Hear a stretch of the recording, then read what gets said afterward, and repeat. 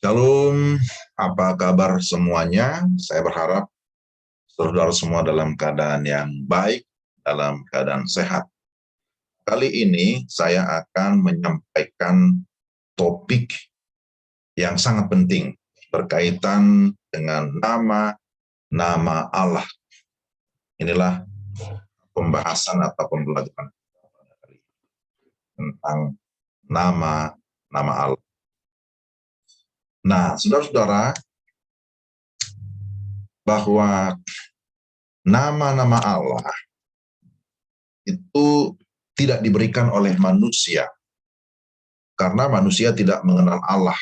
Nah, apa yang membuat manusia tidak mengenal Allah? Adalah dosa.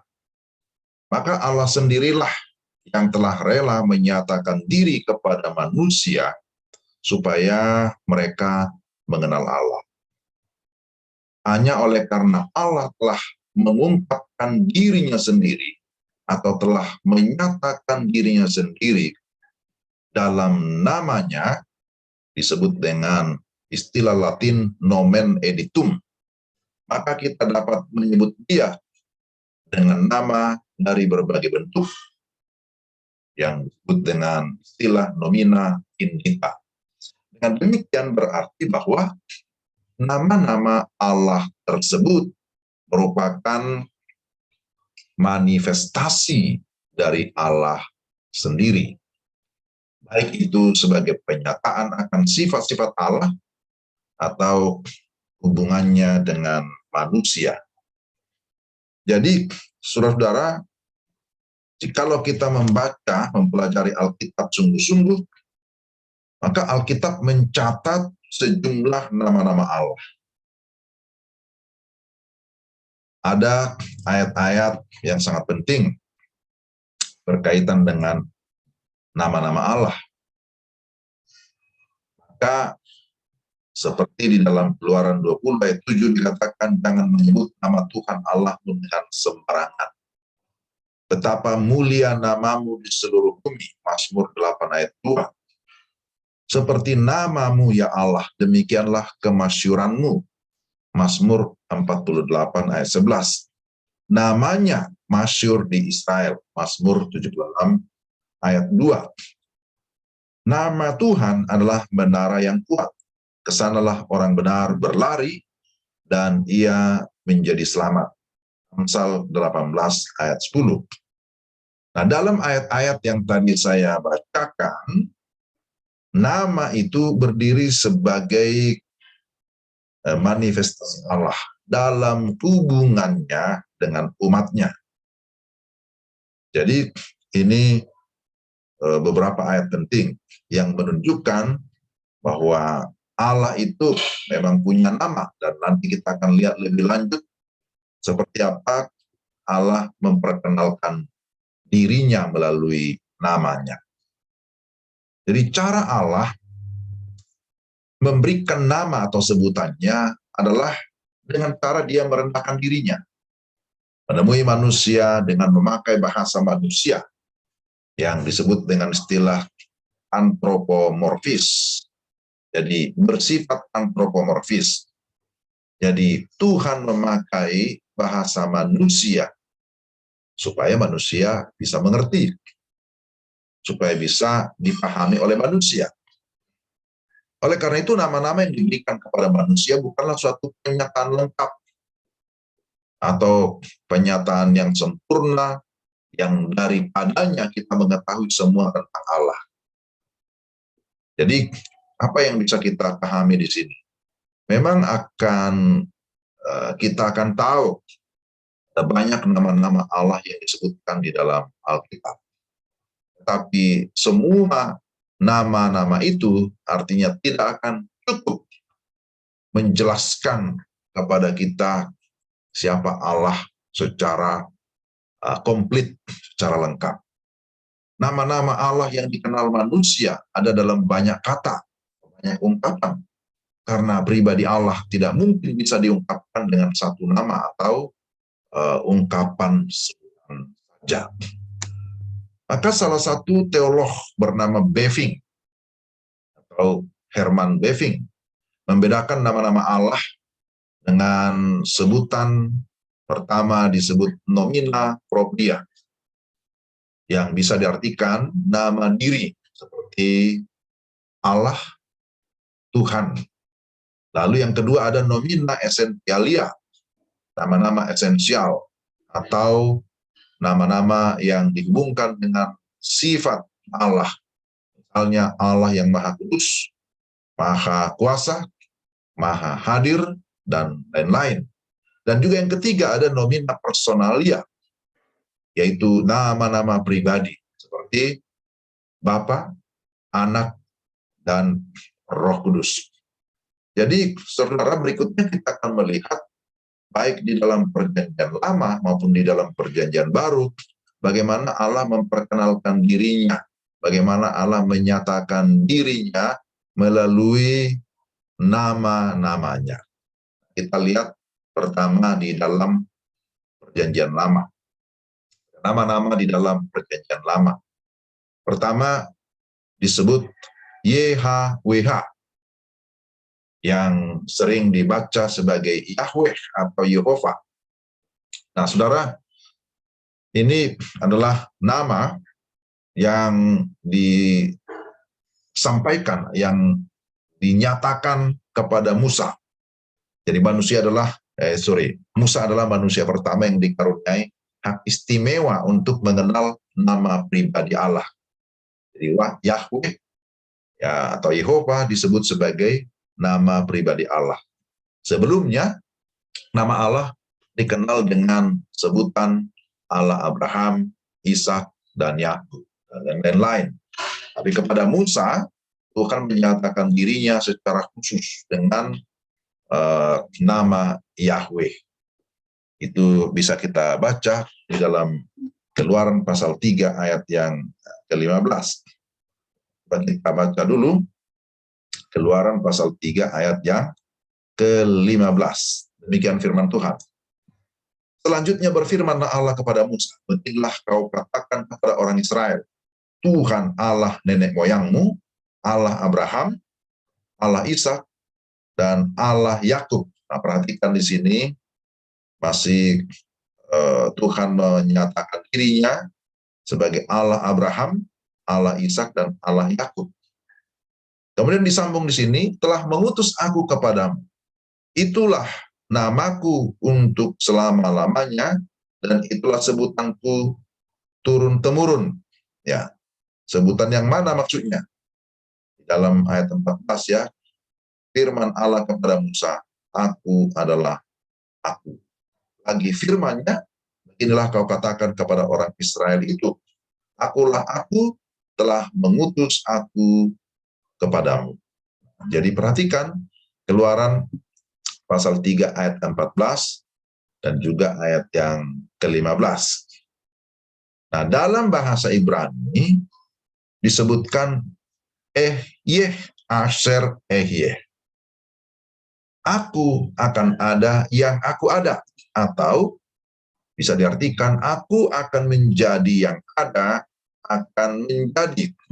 Aku akan menjadi yang aku akan menjadi. Nah, ini bagaimana kita memahami? Ini menunjukkan bahwa keberadaan Allah itu adalah keberadaan yang kekal. Bahwa dia selalu ada. Sebelum segala sesuatu ada, dia sudah ada, sekarang juga ada, dan seterusnya selamanya akan ada. Jadi ini menunjukkan bahwa Allah yang memperkenalkan dirinya sebagai Yahweh adalah satu pribadi yang hidup, adalah pribadi yang kekal, pribadi yang melampaui segala bentuk waktu, past tense, present, tapi juga future. Nah, ini penting ya untuk kita pahami. Jadi, aku adalah aku, akulah aku, Ehyeh Asher Ehyeh. Sekali lagi menunjukkan bahwa keberadaan Allah, eksistensi Allah itu hidup, dan bukan hanya hidup, tetapi dia sudah ada dahulu, sekarang, dan yang akan datang. Dia tidak pernah tidak ada. Dia selalu ada bagi kita. Nah, itu secara aplikatifnya begitu ya. Ya, kita kan tidak hanya bicara tentang teologi secara knowledge, secara pengetahuan, tetapi juga sesuatu yang memang sifatnya aplikatif, yang bisa diaplikasikan, yang bisa diimplikasikan di dalam kehidupan kita secara. Jadi nama ini adalah nama yang agung, nama yang sakral, sehingga itu tidak bisa disebutkan secara sembarangan atau sesuka hati, karena ada hukum yang mengatur itu. Salah satu ayat di dalam Imamat 24 ayat 16 katakan begini, siapa yang menghujat nama Tuhan pastilah ia dihukum mati dan dilontari dengan batu oleh seluruh jemaah itu, baik orang asing maupun orang Israel asli. Bila ia menghujat nama Tuhan, haruslah dihukum mati. Jadi karena begitu agungnya nama Yahweh, sehingga tidak bisa diucapkan sembarangan. Begitu takutnya orang Israel menyebut nama Yahweh, takut salah maksudnya, salah penyebutan, salah motivasi, maka mereka mengganti dengan sebutan Adonai ataupun Elohim ketika mereka membaca Alkitabnya sendiri, ya, Alkitab orang Yahudi. Jadi Yahweh ini juga disebut sebagai par excellence, nama diri yang hanya dipakai untuk Allah dalam bentuk tunggal dan secara tensis tidak berartikel, dan dipakai lebih kurang 5.000 ya, 321 kali dalam Alkitab Perjanjian Lama. Ini menurut penelitian para sarjana terdahulu. Jadi nama Yahweh, nama yang begitu agung, yang sakral, yang pertama-tama memang dinyatakan kepada Musa, tapi kemudian diteruskan kepada umat Tuhan, kepada orang Israel, tetapi mereka tidak bisa menyebutnya atau asal menyebut nama Yahweh karena ada hukum yang mengatur.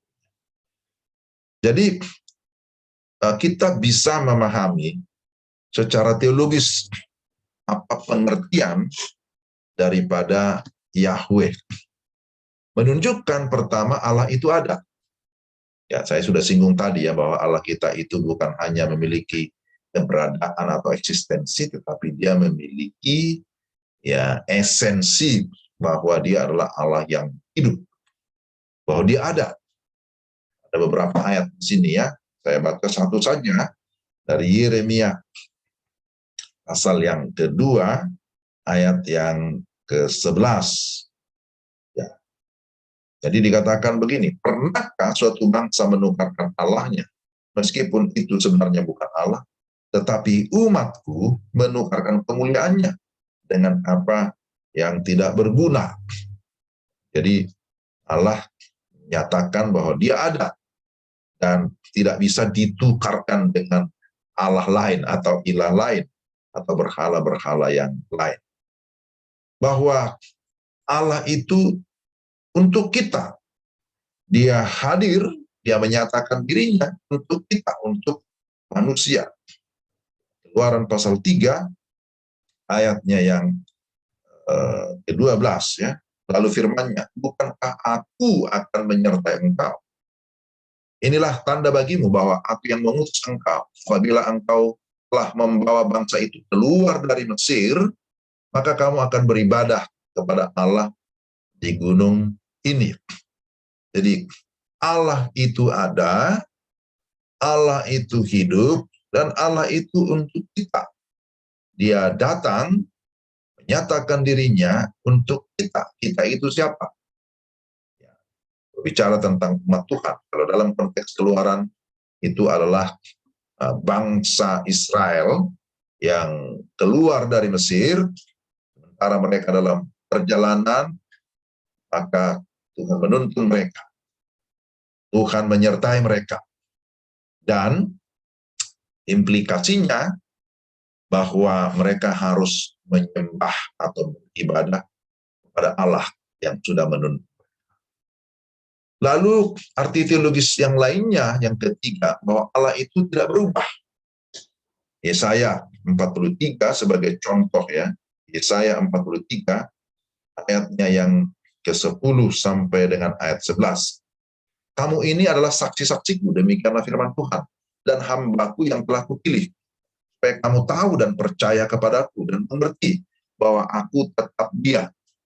Sebelum aku, tidak ada Allah dibentuk, dan sesudah aku, tidak akan ada lagi. Akulah Tuhan. Dan tidak ada juru selamat selain daripadaku. Nah, ini sangat jelas ya. Yesaya 43 ayat 10 sampai 11 menyatakan bahwa Allah itu tidak berubah. Eksistensi maupun esensinya tidak akan pernah berubah. Aku tetap Dia. Sebelum aku, tidak ada Allah dibentuk, dan sesudah aku tidak ada yang lain lagi. Jadi hanya Dia sendiri. Akulah Tuhan. Tidak ada juru selamat selain daripada aku. Jadi kita tidak memiliki banyak juru selamat. Hanya satu. Lalu Allah itu kekal ya. Beberapa ayat disebutkan di sini. Ada Yesaya 40, ada Yesaya 46, dan seterusnya. Saudara bisa lihat, nanti bisa baca ya. Yesaya 40 sebagai salah satu ayat yang saya bacakan di ayat 28 menyatakan begini. Tidakkah kau tahu dan tidakkah kau dengar? Tuhan ialah Allah kekal yang menciptakan bumi dari ujung ke ujung. Ia tidak menjadi lelah dan tidak menjadi lesu, tidak terduga pengertiannya. Memang Dia adalah Allah yang kekal. Nah, perhatikan saudara, kata Tuhan ini ditulis dalam huruf kapital atau huruf besar. Jadi menunjukkan bahwa ini adalah nama diri. Tadi disebut par excellence yang dalam bahasa Ibrani disebut sebagai YHWH, Yahweh ataupun Yehova. Nah, berikut saudara, bahwa nama Yahweh ini juga sering digabungkan ya dengan karyanya. Maka muncullah nama-nama gabungan yang berhubungan dengan Yahweh. Sebagai contoh, disebut dengan Yahweh Yireh, atau kadang familiar di telinga kita disebut Yehova Jireh. Artinya apa? Tuhan menyediakan. Satu ayat sebagai contoh, kita lihat Kejadian pasal yang ke-22. Perhatikan ya, Kejadian 22 ayat 14. Dan Abraham menamai tempat itu Tuhan menyediakan. Sebab itu sampai sekarang dikatakan orang di atas gunung Tuhan akan disediakan. Perhatikan sekali lagi, kata Tuhan, kalau dalam Alkitab bahasa Indonesia, itu dicetak dalam huruf kapital. Itu menunjuk kepada nama diri, Yahweh. Lalu ditambahkan dengan karyanya, menyediakan. Maka disebut Yahweh Jireh, Tuhan menyediakan. Ini konteksnya adalah ketika Abraham mau mempersembahkan anaknya yang tunggal, yaitu Ishak, mau dipersembahkan kepada Tuhan di Gunung Moria. Ya.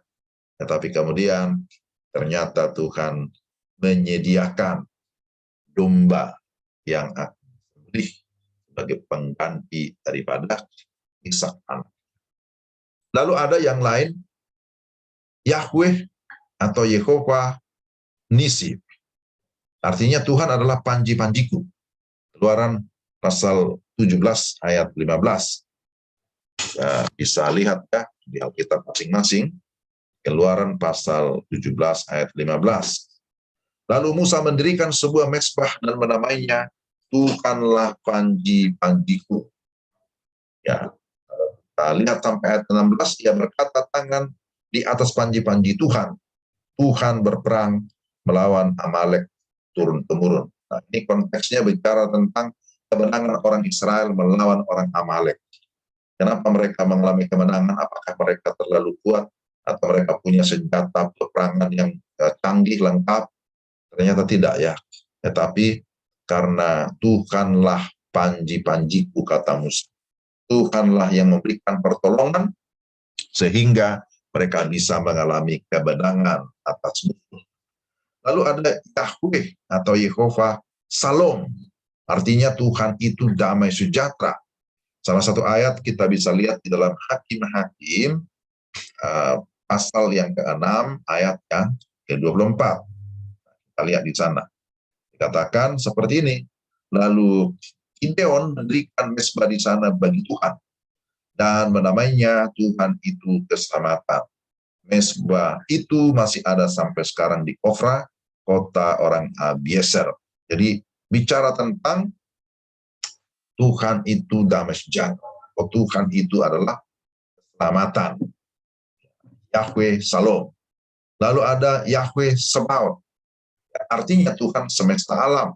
1 Samuel 1 ayat 3 ini sebagai contoh. Sebutkan di sana, oleh orang itu dari tahun ke tahun pergi meninggalkan kotanya untuk sujud menyembah dan mempersembahkan korban. Kepada siapa? Kepada Tuhan semesta alam di Silo. Di sana yang menjadi imam Tuhan ialah kedua anak Eli, Hofni dan Pinehas. Kita tidak sedang membahas Hofni dan Pinehas, tapi kita sedang melihat ada di sini frasa Tuhan semesta alam. Ini yang disebut sebagai nama gabungan Yahweh Sebaot. Lalu ada Yahweh Makadeskem. Ya, artinya Tuhan yang menguduskan. Di dalam Keluaran 31 ayat 13. Kita lihat di sana Keluaran 31 ayat yang 13 ya. Keluaran 31 ayat 13. Katakanlah kepada orang Israel demikian. Akan tetapi hari-hari Sabatku harus kamu pelihara, sebab itulah peringatan antara aku dan kamu turun-temurun, sehingga kamu mengetahui bahwa akulah Tuhan yang menguduskan kamu. Jadi siapa yang dimaksud dengan Tuhan? Ya, ini Yahweh. Dan apa karyanya yang dinyatakan dalam bagian ini? Ini disebutkan Tuhan yang menguduskan. Tidak ada pengudusan di luar daripada Tuhan. Ya, kalau kita mau membersihkan diri, ya dengan sabun itu namanya mandi kan. Ya, tapi ini bicara tentang pengudusan secara rohani. Lalu ada lagi Yahweh atau Yehova Rafa, Mazmur 23 ayat 1, yang artinya Tuhan adalah gembalaku. Ya, ada Yahweh Sidkenu, Yeremia 23 ayat 1, Mazmur 4 ayat 1, artinya Tuhan adalah keadilan kita. Ya. Tuhan adalah keadilan kita. Dia adalah pembela kita. Dia adil. Yahweh Samah, Yeskiel 48 ayat 35, artinya Tuhan hadir di situ. Yahweh Elohim Israel, Hakim-Hakim 5 ayat 3, Yesaya 17 ayat 6, artinya Tuhan Allah Israel. Yahweh Elohim Israel. Jadi ada juga di sini nama gabungan antara Yahweh dan Elohim. Nah, ini beberapa ayat ya sebagai contoh bahwa ada penggabungan antara nama diri Allah yang disebut Yahweh dengan karyanya. Ini ya saya kira sudah jelas ya. Lalu berikutnya yang kedua ada nama Adonai. Adonai. Ya, Adonai berarti Tuhan dalam bentuk tunggal, seperti yang dipakai sebagai Tuhan yang berhak terhadap budak-budak pada zaman dahulu. Ya. Jadi ada perbudakan ya, pada zaman dahulu ada perbudakan seperti di Kekaisaran Romawi atau sebelum itu juga tentu sudah ada. Sebelum itu tentu kita ingat bagaimana bangsa Israel diperbudak di tanah Mesir ya, mana umat Tuhan, orang-orang Israel menjadi budak, bukan waktu yang singkat, tapi ratusan tahun mereka harus menjadi budak. Jadi dalam bentuk jamak sama dengan Elohim. Nama ini menunjukkan bahwa dia adalah Allah sebagai pemerintah, di mana segala sesuatu harus tunduk, dan di mana manusia dirujuk sebagai seorang hamba yang hina. Kita ambil sebagai contoh Kejadian pasal 18 ayat yang ke-20. Kejadian 18 ayat 27, Abraham menyahut, sesungguhnya aku telah memberanikan diri berkata kepada Tuhan, walaupun aku debu dan abu. Menunjukkan bahwa dia seorang yang sebenarnya begitu lemah, begitu hina, yang merasa diri sebenarnya tidak layak ya sebagai seorang hamba yang disebut sebagai aku ini debu dan abu. Ya, jadi kesadaran seperti ini juga penting bagi kita ya, yang menyatakan beriman kepada Tuhan, bahwa kita memanggil dia sebagai Adonai, sebagai Tuhan, tapi pada saat yang sama kita menyadari bahwa kita itu adalah hamba, ya, hamba. Kita ini adalah budak. Maka implikasinya apa? Ya kita harus tunduk kepada perintah Tuhan. Lalu yang berikutnya adalah Elohim dan Elion. Jadi ya, dimengerti sebagai yang pertama, menjadi Tuhan yang kuat dan berkuasa. Kata itu menunjukkan bahwa dia itu, Tuhan itu sebagai pribadi yang berkuasa. Kemudian ada Elohim, itu bentuk jamaknya dari bentuk tunggal Eloah, mungkin berasal dari Allah, artinya dilingkupi ketakutan, menunjukkan bahwa ia adalah Allah yang berkuasa dan merupakan objek yang ditakuti. Ya, berkaitan dengan Elohim, tentu kalau kita baca Kejadian 1 ayat 1, langsung jelas di sana ya, disebutkan apa? Kejadian 1 ayat 1, pada mulanya Allah menciptakan langit dan bumi, dan kata yang dipakai di situ adalah Elohim. Ulangan 6 ayat yang keempat, kita juga bisa lihat di sana tentang pemakaian kata Elohim. Dengarlah, hai orang Israel, Tuhan itu Allah kita. Kata Allah di sana itu terjemahan dari kata Elohim, lalu digabungkan dengan Tuhan itu Allah kita, bahwa Yahweh itu adalah Elohim, ya, Tuhan Allah. Elion diturunkan dari kata Allah juga, artinya berjalan naik atau ditinggikan, dan menunjuk Allah sebagai dia yang ditinggikan dan dimuliakan. Ketika kita menyebut Elohim, Elion, menunjuk bahwa Allah kita itu adalah Allah yang maha tinggi, adalah Allah yang maha kuasa, Allah yang memang layak ditinggikan dan dimuliakan. Coba kita cek dulu ini ya, Kejadian 14 ayat berapa? 19 ya, sampai dengan 20. Lalu ia memberkati Abram, katanya, diberkatilah kiranya Abram oleh Allah yang maha tinggi, pencipta langit dan bumi, dan terpujilah Allah yang maha tinggi yang telah menyerahkan musuhmu ke tanganmu. Lalu Abram memberikan kepadanya 1/10 dari semuanya. Kita tidak sedang membahas tentang 10 ini atau persepuluhan. Ini juga menjadi perdebatan yang kontroversial. Tetapi ternyata sebelum hukum Taurat diberikan, persepuluhan kan sudah dijalankan oleh Abraham. Jadi bukan karena ada hukum Taurat baru ada konsep persepuluh. Jadi saudara mau memberikan persepuluhan tentu bukan karena takut kepada hukum Taurat, karena sebelum hukum Taurat ada, persepuluhan sudah diatur. Jadi kita melakukannya dengan sukacita, ya seperti Abram ya, memberikan 1/10 karena pengagungan kepada Allah yang maha tinggi. Ini ya. Jadi diberkatilah kiranya Abram oleh Allah yang maha tinggi. Di sini dipakai kata Elyon, Allah yang maha tinggi. Tapi perhatikan saudara, sama seperti kata Yahweh, ada juga nama gabungannya. Ya, demikian juga dengan El ini, ada nama gabungan. Jadi El digabungkan dengan Sadai, ya, artinya Allah yang maha kuasa, yang sedang berdiri seperti gunung, yang kuat, yang teguh dan tidak goyah. Jadi ketika kita berkata Allahku maha kuasa, wah, ini gambarannya seperti gunung yang tinggi, gunung yang kokoh, yang teguh, yang tidak goyah. Sebagai salah satu ayat contoh, kita bisa lihat Kejadian pasal 17 ayat yang pertama. Ketika Abram berumur 99 tahun, maka Tuhan menampakkan diri kepada Abram dan berfirman kepadanya, Akulah Allah yang maha kuasa, hiduplah di hadapanku dengan tidak bercela.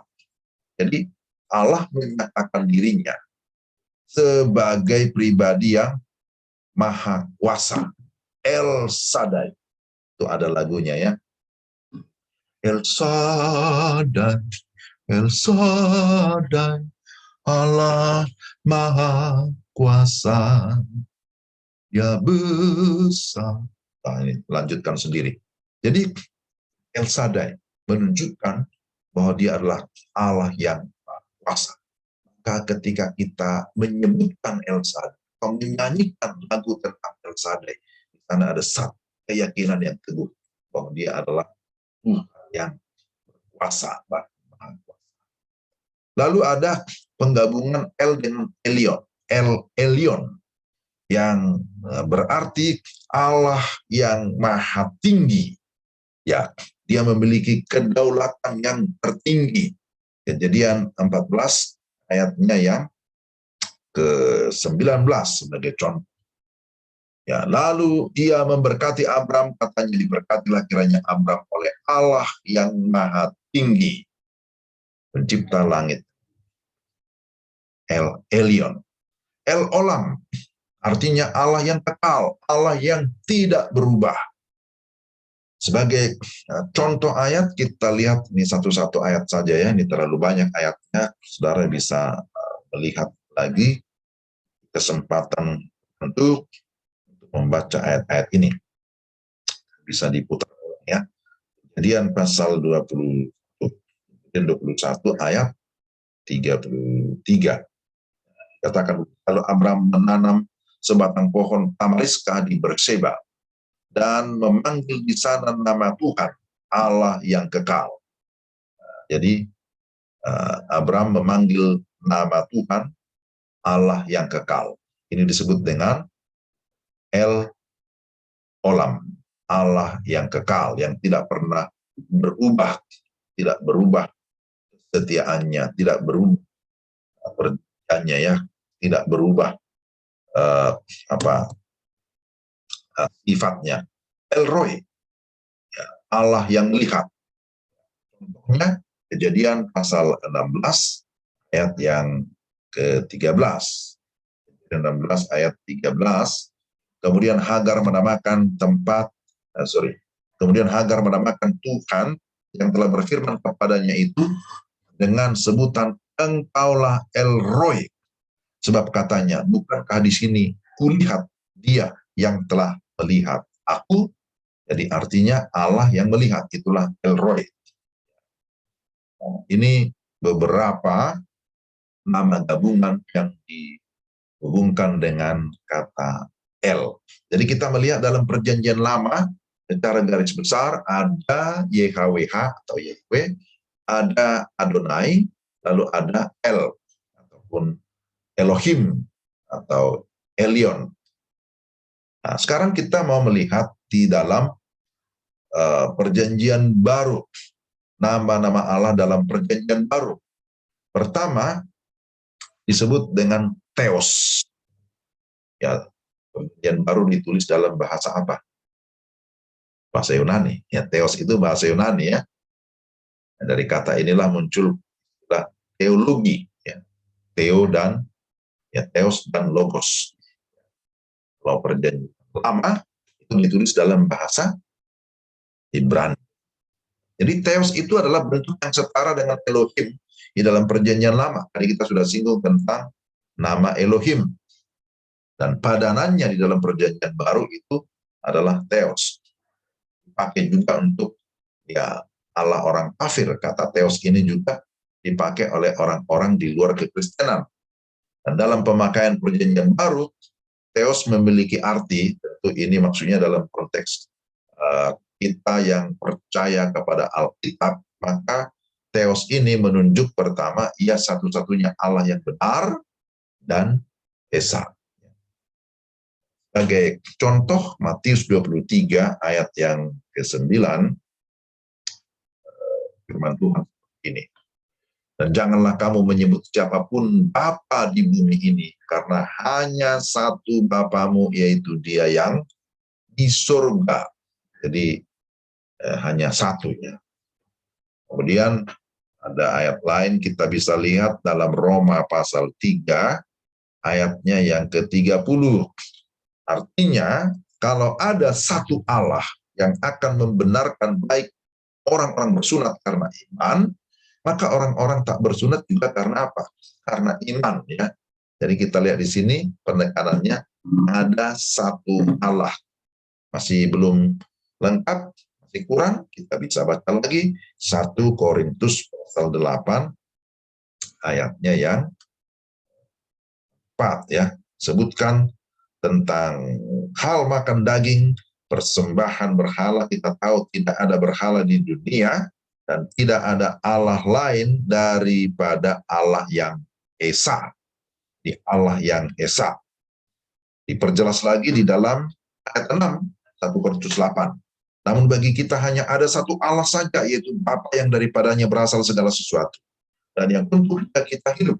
Dan satu Tuhan saja, yaitu Yesus Kristus, yang olehnya segala sesuatu telah dijadikan, dan yang karena Dia kita hidup. Kita lihat satu ayat lagi, Galatia pasal 3 ayat yang ke-20, katakan gini, seorang pengantara bukan hanya mewakili satu orang saja, sedangkan Allah adalah satu. Jadi ayat-ayat ini jelas menunjukkan kepada kita bahwa Allah kita, Allah yang kita percaya adalah Allah yang Esa, satu. Kita tidak memiliki banyak Allah seperti dugaan banyak orang. Wah, orang Kristen itu punya banyak Tuhan, 3 Allah, triteisme. Ya, tidak, ya. Kita percaya Allah yang Esa. Ya. Kemudian, Ia unik, yang benar, yang kudus, yang bijaksana. Jadi, ketika kita mengenal nama Theos, menunjukkan keunikannya, bahwa Dia adalah pribadi yang benar, kudus, dan bijaksana. Misalnya kalau kita melihat Titus, ya, Titus ya, kita lihat 1 ayat yang ke-17. Hormat dan kemuliaan sampai selama-lamanya bagi Raja segala zaman, Allah yang kekal, yang tak nampak, yang Esa. Amin, ya. Jadi ini adalah 1 Timotius 1 ayat 17. Hormat dan kemuliaan sampai selama-lamanya bagi Raja segala zaman, Allah yang kekal. Kita lihat di situ. Ya, lalu Yohanes pasal 17 ayat yang ketiga. Kita perhatikan di sana Yohanes pasal 17 ayat yang ketiga. Inilah hidup yang kekal itu, yaitu bahwa mereka mengenal Engkau satu-satunya Allah yang benar, dan mengenal Yesus Kristus yang telah Engkau utus. Ya, yang satu-satunya, ya. Dialah yang benar, yang kudus, bijaksana. Lalu selanjutnya Ia transenden, ya. Karena apa? Karena Dia pencipta, Dia pemelihara alam semesta, ya. Jadi Dia melampaui alam semesta, melampaui segala sesuatu. karena dia memang adalah pencipta. Bukan Kejadian tentu, ini perjanjian baru ya. Kisah pasal 17 ayat 24 katakan begini, Allah yang telah menjadikan bumi dan segala isinya, Ia yang adalah Tuhan atas langit dan bumi, tidak diam dalam kuil-kuil buatan tangan manusia. Ya. Ia juru selamat, mengutus anaknya menjadi penebus. Ya, kita jelas lihat ayat ini, 1 Timotius 1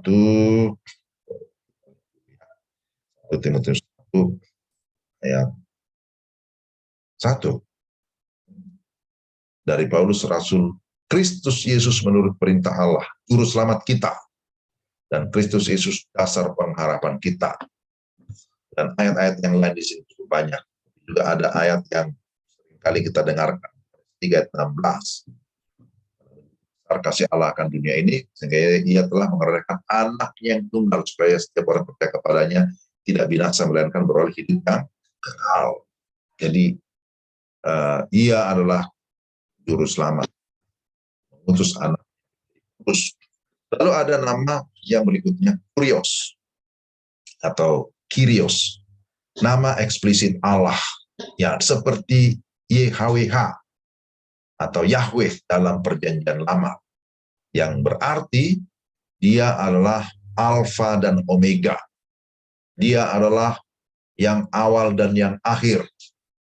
Atau bisa dikatakan dia adalah Allah yang kekal, yang dahulu ada, yang sekarang ada, dan yang akan tetap ada, yang awal dan yang akhir. Satu ayat, Wahyu 1 ayat 4. Ya, ayat 8 juga, ayat 17, Wahyu 2 ayat 8, Wahyu 21 ayat 6, 22 ayat 13. Jadi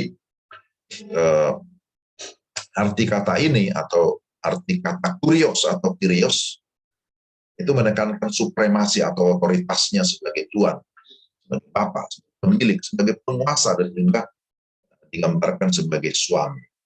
Jadi waktu kita menyatakan bahwa dia adalah Kyrios, maka ada sebuah pengakuan ataupun sebuah ketundukan kepada supremasi, kepada otoritasnya sebagai Tuhan, sebagai penguasa, pemilik atas kehidupan kita.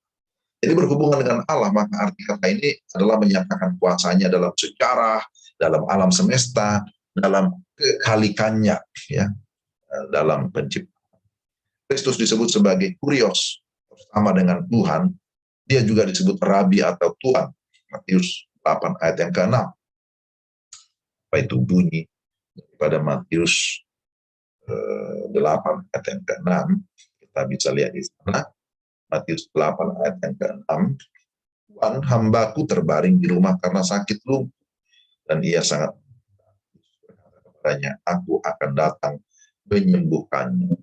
Dan dia dipanggil sebagai Tuhan, ya, Rabi, tapi dia juga adalah Tuhan, dia adalah Tuhan. Ya, kita mengingat pernyataan Thomas di dalam Yohanes 20 ayat 28. Apa yang dikatakan kepada Yesus? Dia berkata, ya Tuhanku dan Allah. Jadi Yesus disebut dengan kesetaraan Allah perjanjian lama oleh orang Kristen mula-mula. Bulan daripada bagian ini bahwa Kurios itu adalah Tuhan yang sudah datang ke dunia, ya, Yesus Kristus. Maka kita juga meyakini bahwa Yesus Kristus adalah Allah, ya. Dia adalah Allah yang sejati. Dan ada kemudian nama berikutnya disebut dengan Pater atau Bapa. Allah juga disebut dengan nama Bapa di dalam perjanjian baru. Tentu hal ini dihubungkan dengan sifat hubungan antara Allah dengan bangsa Israel. Jadi sekalipun penekanannya lebih banyak di perjanjian baru, tapi tidak berarti bahwa di perjanjian lama tidak ada kebapaan daripada Allah. Nah, Bukan begitu dimaksudkan ya. Jadi hubungan antara Allah dengan Israel itu menunjukkan bahwa Allah itu sebagai Bapa bagi umatnya. Secara teokratis ini memberikan pernyataan bagaimana Allah berdiri bagi Israel. Nah, di dalam perjanjian baru terdapat juga seperti di dalam 1 Korintus pasal 8 ayat yang ke-6 ya. 1 Korintus 8 ayat yang ke-6 sebagai kita lihat di sana, namun bagi kita hanya ada satu Allah saja, yaitu Bapa, yang daripadanya berasal segala sesuatu dan yang untuk Dia kita hidup, dan seterusnya. Jadi di sini Rasul Paulus menekankan bahwa Allah yang satu itu, Allah yang Esa itu, ya Dia adalah Bapa. Dia adalah Bapa kita. Jadi ada ayat lain juga kita bisa lihat seperti di dalam Efesus. Berapa ini? Efesus pasal 3 ayat yang ke-15. Mulai ayat 14. Itulah sebabnya aku sujud kepada Bapa. Itulah sebabnya aku sujud kepada Bapa yang daripadanya semua turunan di dalam surga dan di atas bumi menerima namanya. Paulus menegaskan ini kepada jemaat Yesus. Ibrani 12 ayat yang ke-9. Apa bunyinya? Ibrani 12 ayat yang ke-9. Selanjutnya, dari ayah kita yang sebenarnya kita beroleh ganjaran, dan mereka kita hormati. Kalau demikian, bukankah kita harus lebih taat kepada Bapa segala roh, supaya kita beroleh hidup? Jadi penulis kitab Ibrani juga menegaskan kebapaan daripada Allah. Ya, supaya kita, anak-anaknya, ya, belajar menghormati Bapa kita. Jadi, masih ada lagi ya, Yakobus 1 ayat 18. Kita lihat, Yakobus 1 ayat 18. Atas kehendaknya sendiri ia telah menjadikan kita oleh firman kebenaran, supaya kita pada tingkat yang tertentu menjadi anak sulung di antara semua kita. Jadi istilah bahwa kita adalah anak, kan di sini disebut anak sulung, menunjukkan bahwa dia adalah Bapa kita. Nah, dalam pengertian Trinitarian, ya, ungkapan ini menunjukkan hubungan antara Allah Anak, yaitu Yesus, dan Allah Bapa. Dan dalam hal ini memberikan pengertian bahwa Allah berdiri bagi orang-orang percaya sebagai anak-anak rohaninya. Tadi dalam perjanjian lama, Allah berdiri bagi Israel sebagai umat pilihannya. Tapi kemudian dalam perjanjian baru, bahwa Allah berdiri bagi orang-orang percaya sebagai anak-anak rohani.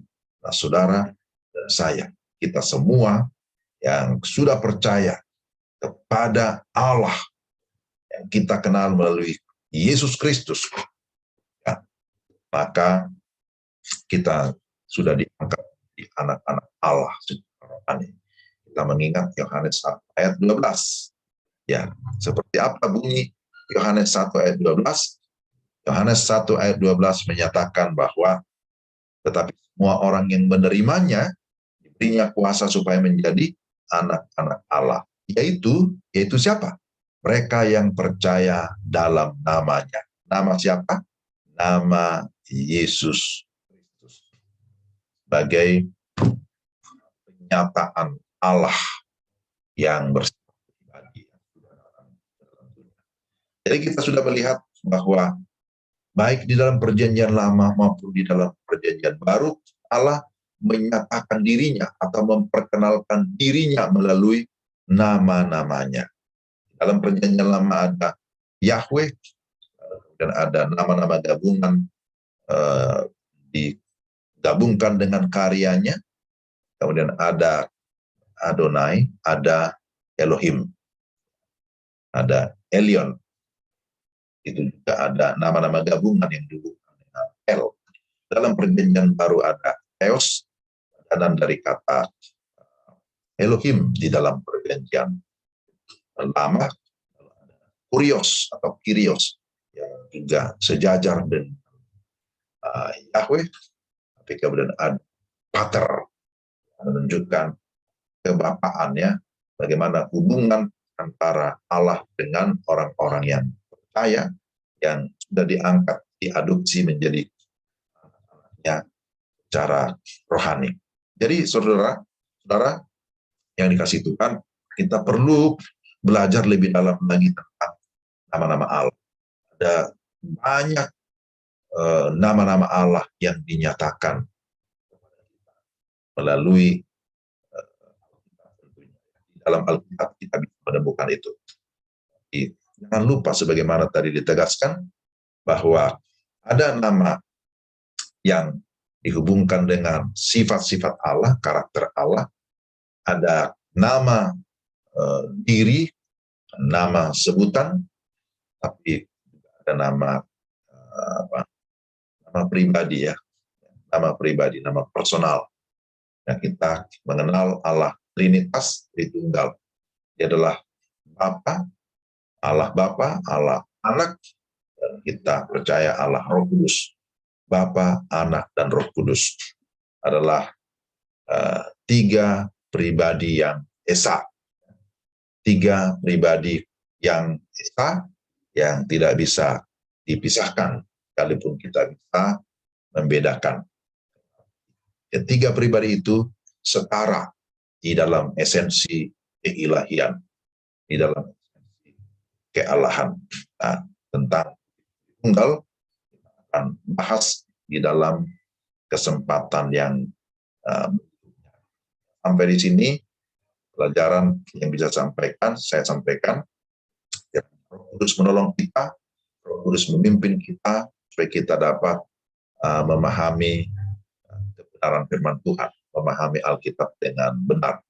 Ya, saya sendiri juga pasti terbatas untuk menguraikan, menyampaikan, dan selebihnya saudara juga harus bertanggung jawab meneliti Alkitab, meneliti firman Tuhan.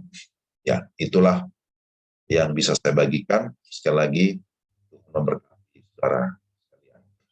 Ya, shalom, sampai jumpa.